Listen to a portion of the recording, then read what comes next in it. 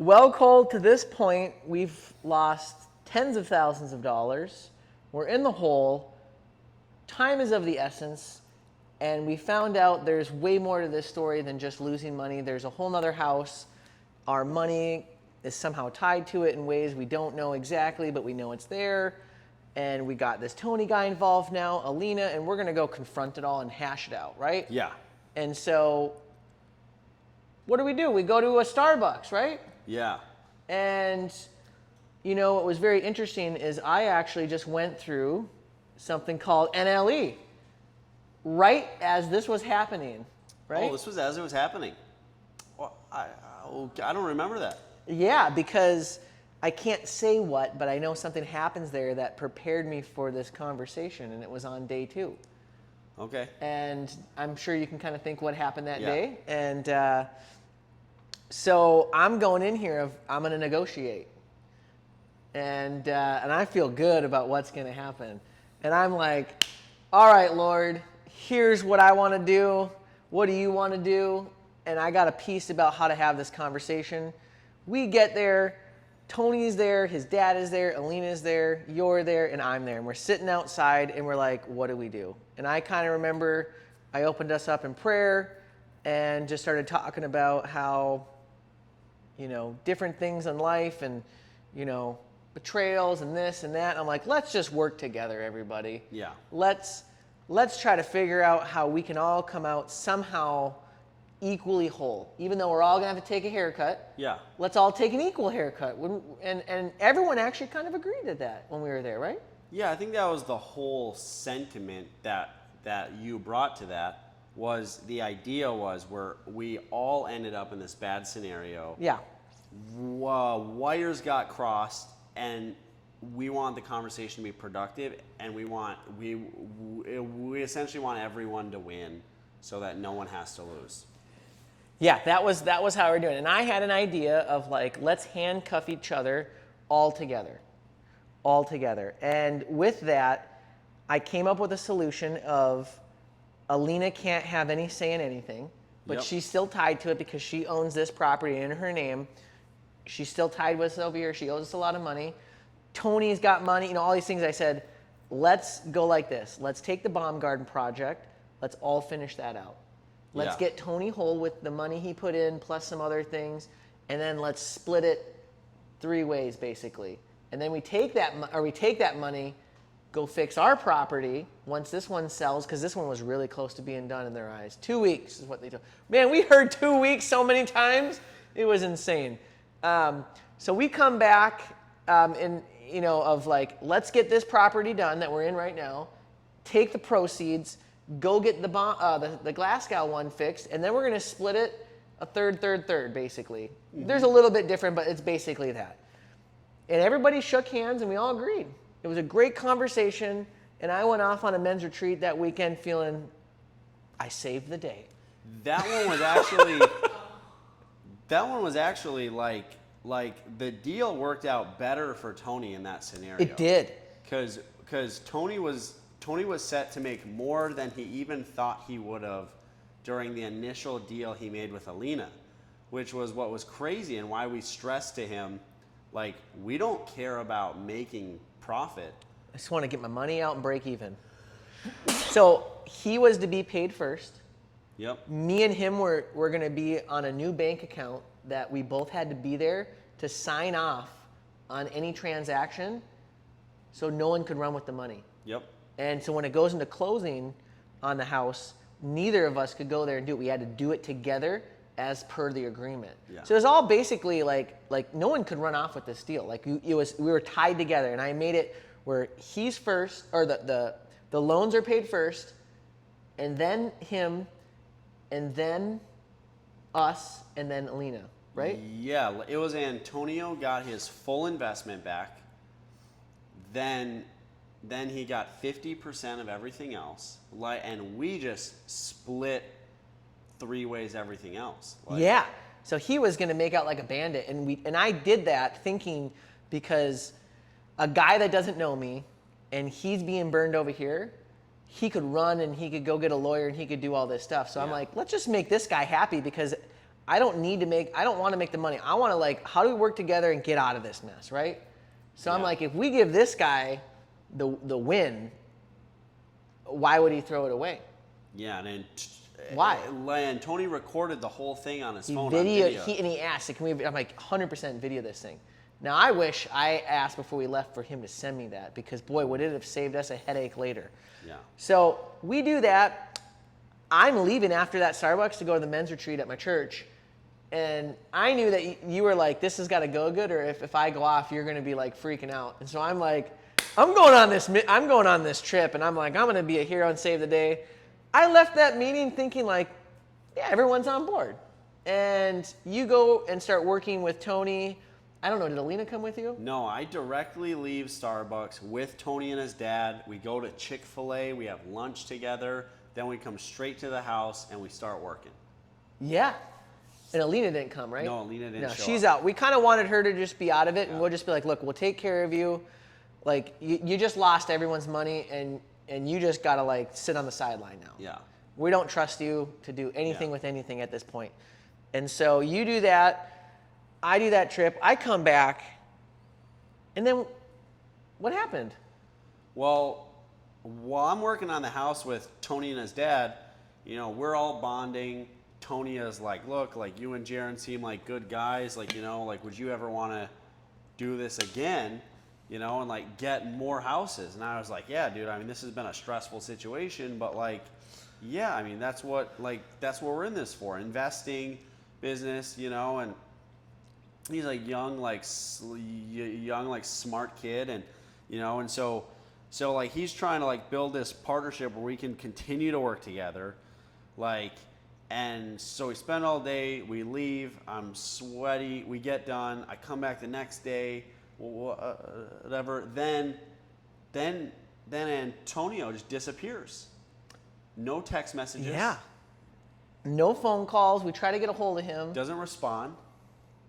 Now I'm coming back to the house every day, to this house, because we're abandoning the first house, and no one's showing up.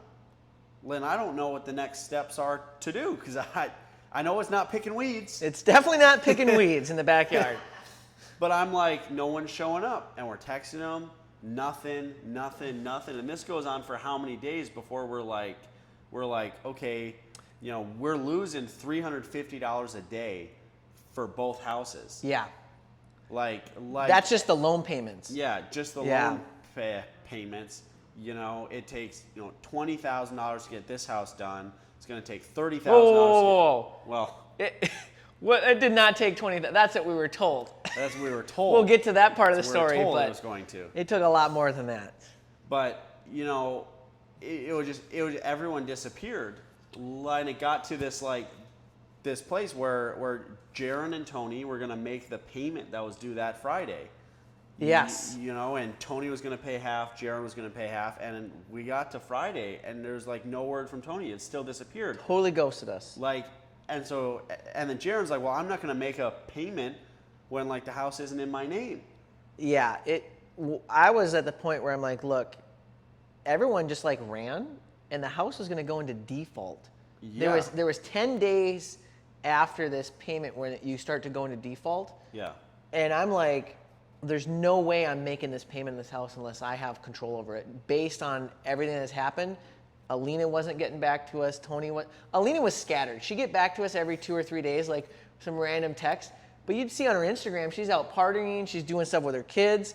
And then she had these excuses of like, I'm busy or something. And I'm like, we have hundreds and hundreds of thousands of dollars on the line, and Yeah. you're busy? What? Like, Yeah. just crazy. So I'm like, all right, we need to do a course of action, Cole. Like, we need to just take this property into our hands because everyone will lose if we don't take this. Yeah. That was my thinking at the time. And I remember we're like, all right, let's go get the deed on the property because it was in Alina's name. And so let's go. Just Alina's Just name. Alina. And so we're like, if we can get Alina to deed us the property, because she couldn't make the payment either. So we're like, Alina, what are you going to do? Like, because she was like, why don't you make the payment and I'll pay you back? I'm like, no. We've already been down this road with you with money. That does not work. Not giving you any more money. And so it went down to the wire. And I'll never forget this, though. We went to Top Golf. And I clearly heard from the Lord, do not get this house. And I asked you, I said, hey, this is what I heard, like on my way here. Do you got it? What do you think of that? And what did you say? I said the same thing. You said I was the like, same thing? I was like, God, I mean, we're missing the whole story of like me going to church. I Oh, think that's right, yeah. Oh, okay, wait, no, that was after this. But No, yeah, it but is, it was yeah. like God was like, yeah, like just walk away. Yeah, it was just clearly walk away. Like, let this deal go, lose your money, just let it go. But I think But we couldn't let it go. we couldn't let it go and we disobeyed. And so what do we do? We got the deed in our name, and we basically got Alina to come to a title insurance company place and just deed it over to us for free. Not free, deed it over to us where we will take the loan on, because the loan was with Boomerang Capital, and I had a good standing with them. I was in very good communication. They transferred the loan into my name without any paperwork. They just let me assume the loan, which does not happen that often. Usually you can't do that stuff like that. Yeah. And I didn't even sign a piece of paper, which to this day just blows my mind. They're just like, all right, you just take responsibility of it. Unheard of in like mortgage things. And so it's on my name now without even signing anything. And they throw it over. We go get the deed in our name. We're sitting down with Alina. It was you, Alina, me, and the lawyer for the title company. And she looks clearly into Alina's eyes and said, is anyone else owed on this property? And she said, no. Signs the deed. The next day, we get an email or a text from Alina that a lien got put on the property. Yeah. And we're like, well, who's it from? Well, it's the guy that didn't get back to us. Apparently, Tony decided to put a lien on his own investment deal that he's tied to as a separate contract behind the scenes with a handshake, that he owns half the property, and he's putting a lien on the property. And this gets really crazy here. This goes into, this might take a minute to tell this part of the story with the lawyers and stuff, but at that moment, we just start freaking out, and I got other things in my life I'm losing big time too, and I'm like, oh boy, this is going to be a fun couple weeks. And so what happens is, me and Cole are like, well, we're not going to get our own lawyer. We're going to have fun with this, right? We're smart guys. Well, we talked to the lawyer. We did. So here, let's start. They send the lawyer. The lien was put into Alina's name, but they didn't know that we took the property over. But at the moment we got the deed, I don't know how this all works from a legal standpoint, but apparently our title insurance company doesn't really, like, if we claim it, it's going to be weird because of when the lien was put on. There's like a 12-hour window that wrecked us.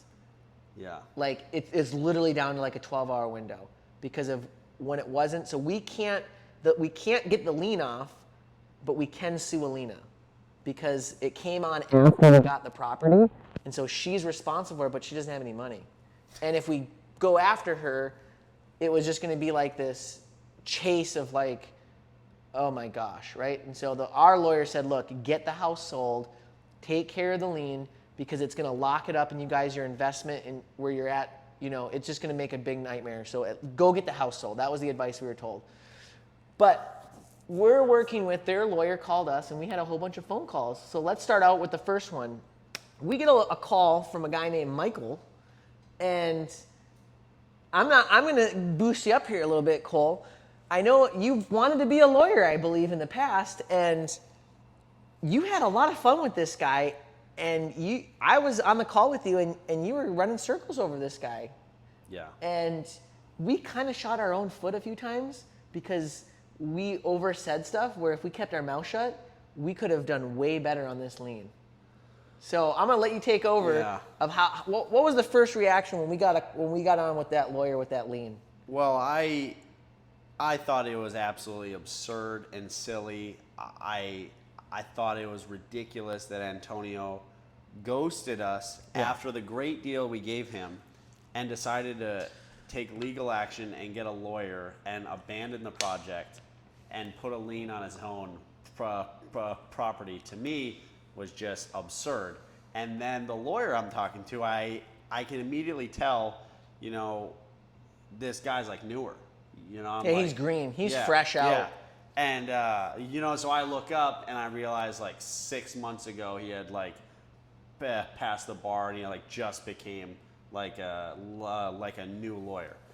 And yeah, I think while there were things we maybe shouldn't have said or things we shouldn't have like reacted with, you know, the biggest mistake was just talking to him at all. We should have just, You know, because ignored it. because they really didn't have a case whatsoever. And worst case scenario, what happened was when we started to talk to them, they realized that we were going to play hardball, and so then Michael had to bring on one of his like senior attorneys to talk to me, and then that guy, you know, the lien went from $18,000 to $36,000 to $62,000. To 72,000. Yeah, to $72,000. 4 times the lien just kept changing.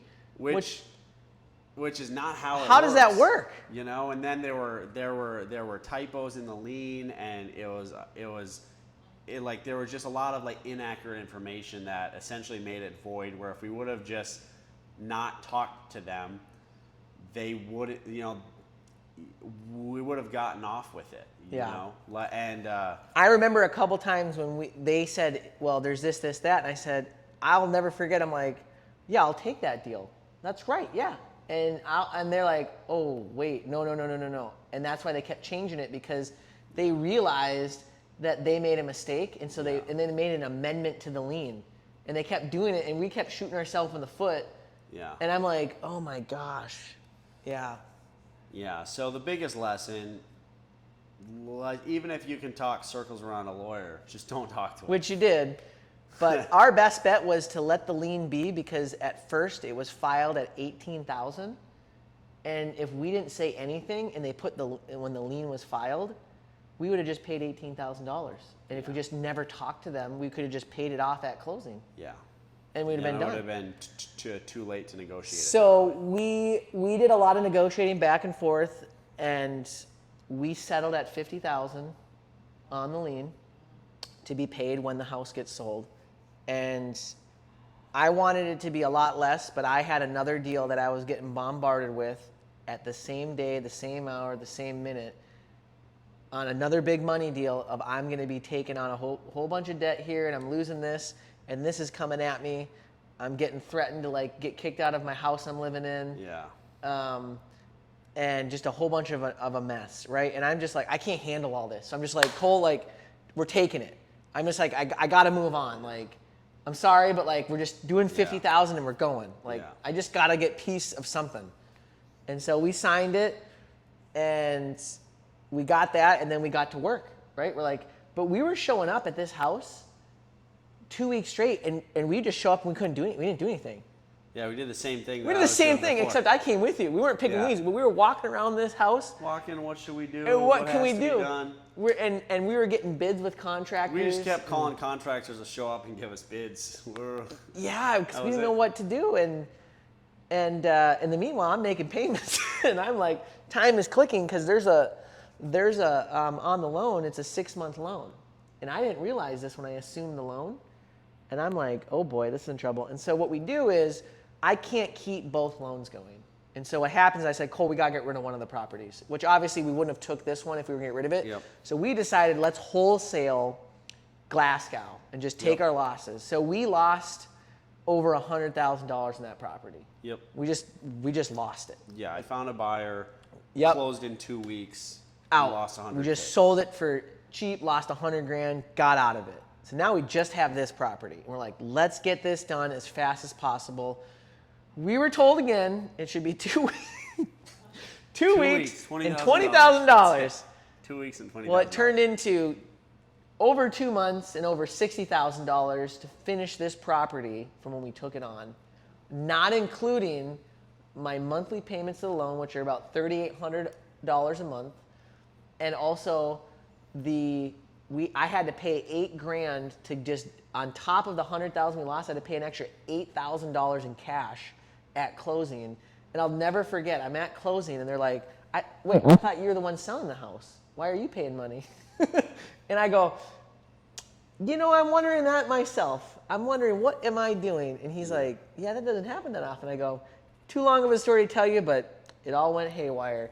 And Alina's at the closing with me. Yeah. Because I needed her signature on something.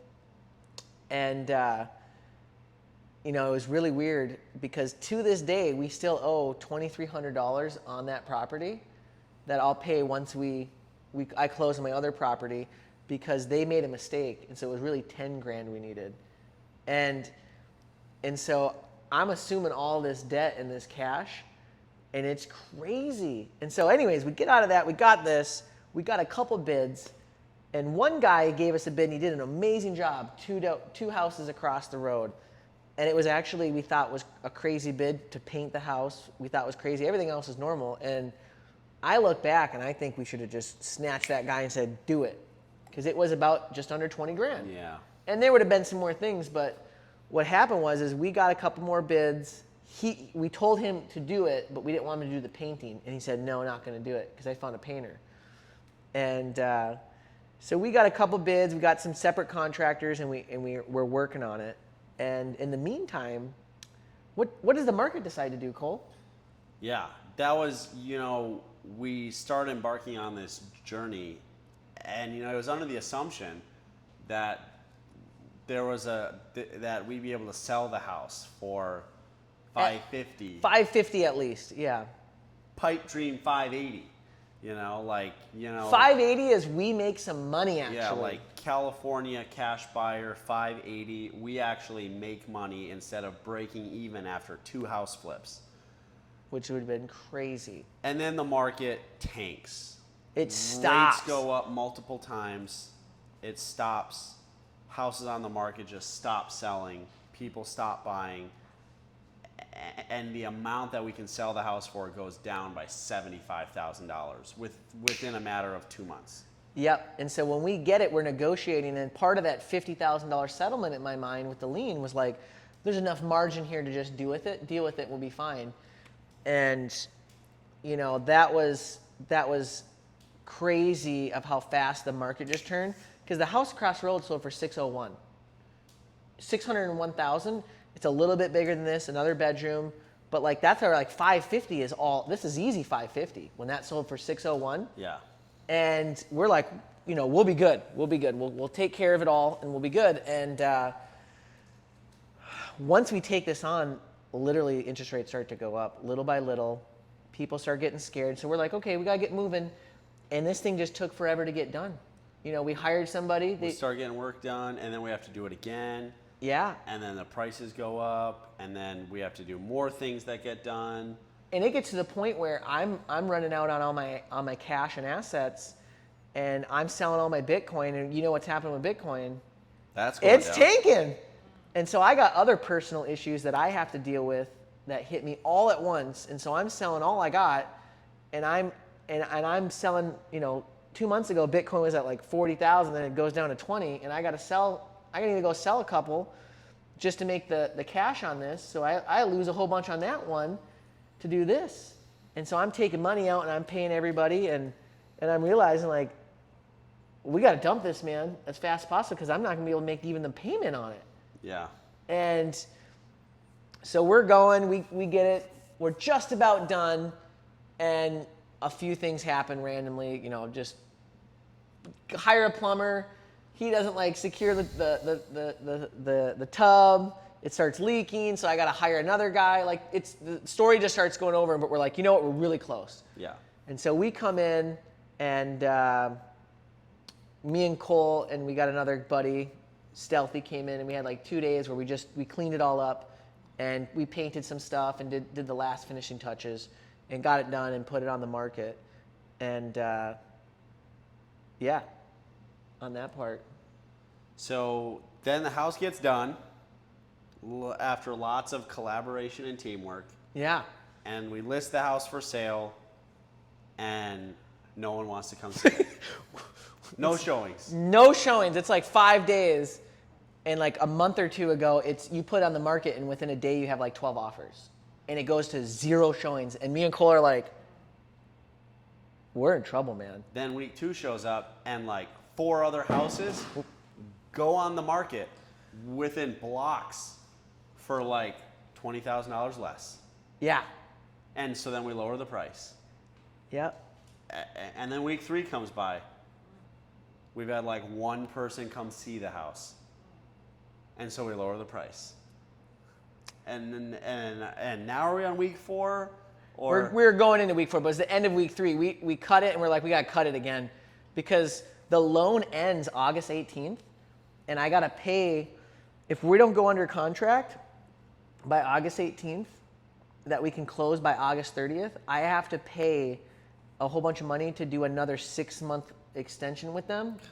And I don't want to do that, man. No.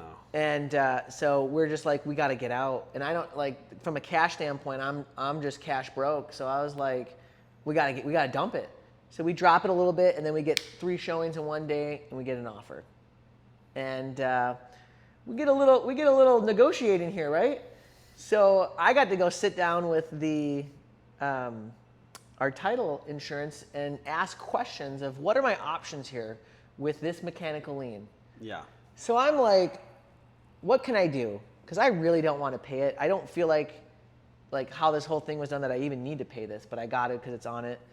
And just asked her, if I did this, what would happen? If I do this, what'll happen? And I got an idea of, what if we bluff? What if we bluff, Cole? What if we do a bluff at the last minute, at the last hour, to see if we can get this mechanical lien to go down? And so the idea I ran by was, the market went down. We can't sell it what it was for. I'm in good standing with Boomerang Capital.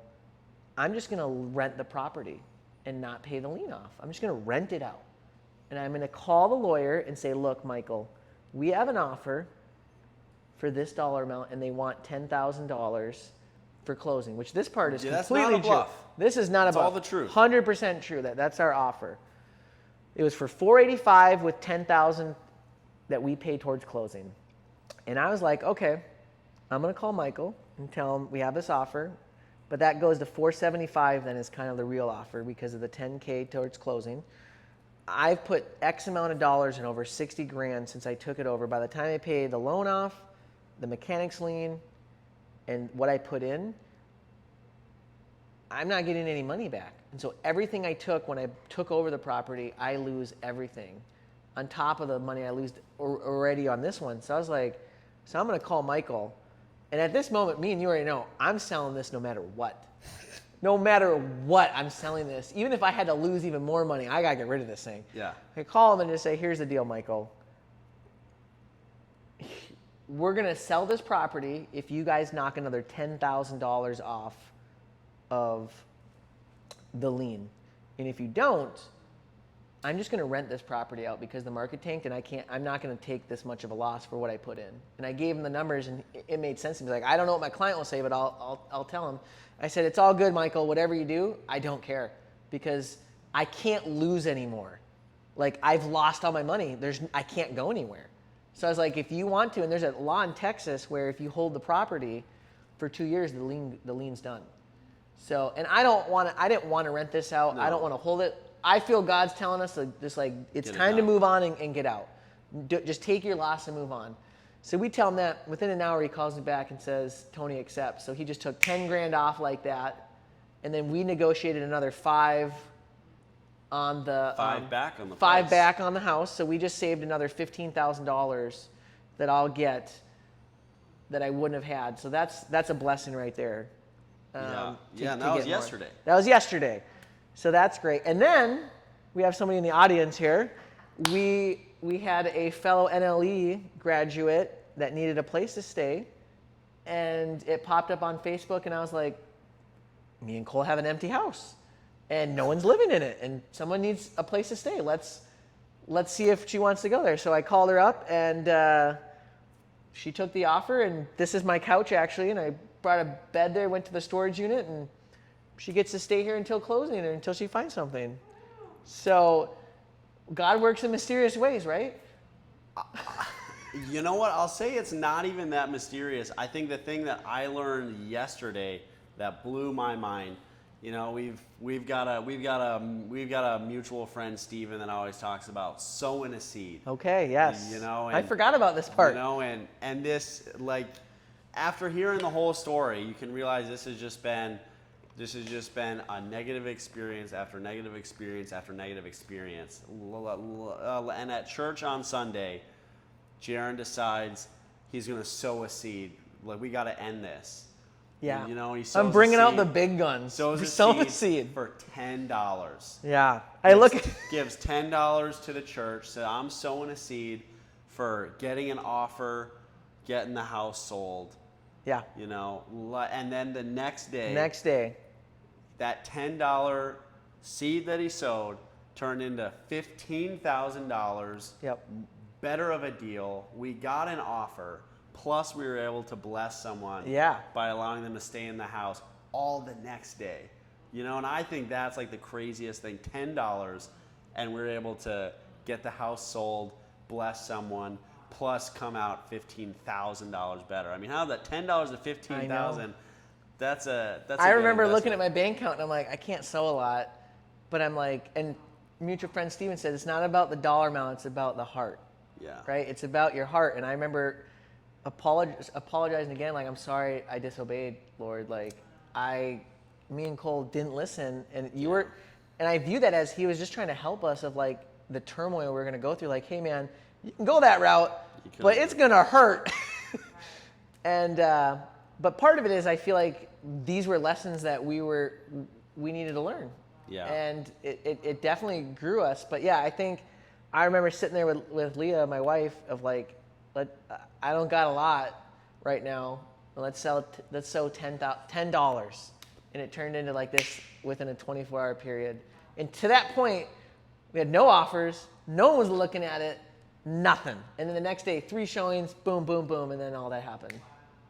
Yeah. 3 showings, accepted offer, negotiated, lean down, like, yeah. Yeah, God, it's just like, it just went crazy, so. I just want to say, you not only sowed the seed on Sunday, but you offered me the house on Sunday as well. On Sunday night, that's right. Sunday night.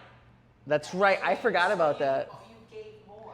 You gave an offer to me as well. That's right, so it wasn't Monday, you accepted it On Monday. on Monday the next day, right? Or actually, no. No, that night. Later Sunday. That night. Yeah. Yeah, so we didn't even have an offer on the house yet No. when we were just going to put her in here. Because there's a part of me that was thinking, like, is it going to be weird if there's like a random mattress and a couch and like you're like half living, like, is there a bum living here? If someone was showing it, but I was like, I don't Is it even a care. squatter? Yeah. Yeah, because I was like, you know what? I don't even care. Like, she needs a place to stay. If this place is going to sell, the Lord will just take care of it. Because, I mean, it looks a little weird, right? There's one couch that we're sitting on, a mattress, and there's like some food over here. It's not the most presentable thing when you come in to buy a house. No fridge. Yeah. It's like it looks like a squatter. Like, It definitely looks like a squatter. So, but I think that like it wasn't about that. I was like, how do we help you? So, but you're right. It was Sunday night. It was sowing the seed, and then offering this for you, and then also there was a point when I went to North Carolina.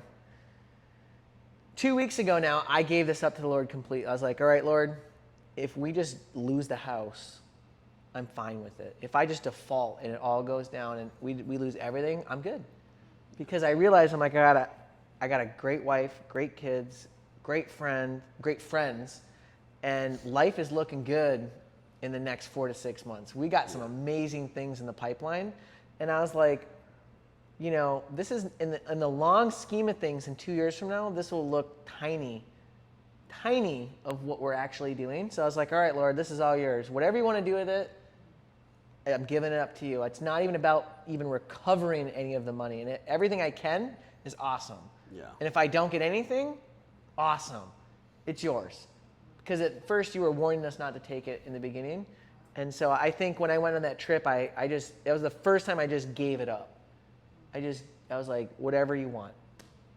Yeah. So, but I will say, I learned a lot from all this, especially I think me and you learned a lot about each other, how we handle stress, how we're going to do deals moving forward. Yep. And it was a pretty fun journey, actually. Like, there was moments where we both were crying, we both were laughing, didn't know how we were going to get through it. And There's a day you were working on this house picking weeds. yeah, You know, it's yeah, I literally, literally. I was out here picking the weeds in the I front. remember you texted me that. And I texted a picture of Cole of me smiling, pulling all the weeds around the house because we need to make it look good. But it was good. It was a really good learning lesson. And I think the moral of the story, though, is if God is telling you something, listen, right? If he's directing you and you got a hunch, or if there's red flags, like that means there's something there.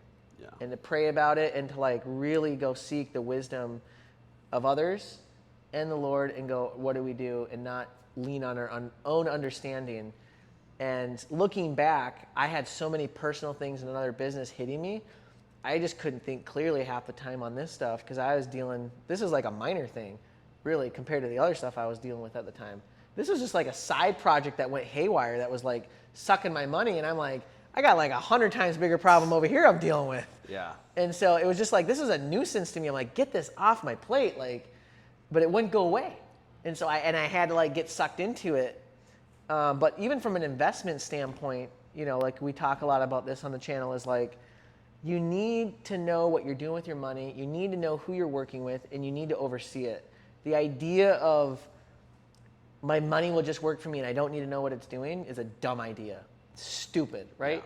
Yeah, like the oversight, when I look back of how I just was paying people and they didn't even finish their project. I'd come in and I'd be like, oh, that's good enough. Like this, like those lessons I learned were like terrible because I was in the mindset of like, I just gotta get this project done. I just gotta get done. I'm like, and I'm not thinking quality. Is it done? It doesn't matter if it takes another couple days. Like we've already committed, right? So I think that was a lot of the stuff that I learned. Yeah. So you want to go buy another flip? No, I don't. I don't want to buy another flip. I'm done with real estate for a little bit. Yeah, me too, man.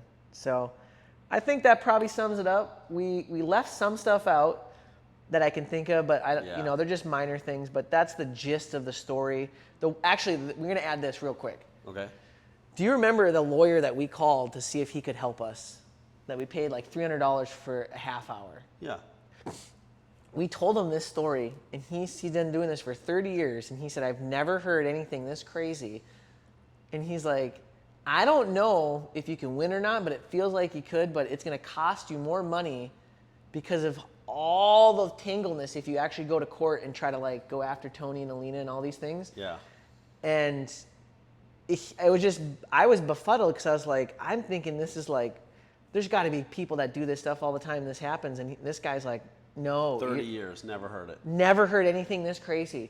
And I'm like, the first time we do it, it just happens. And we're like, wow, that was pretty crazy. Yeah, that is funny. It's a wrap.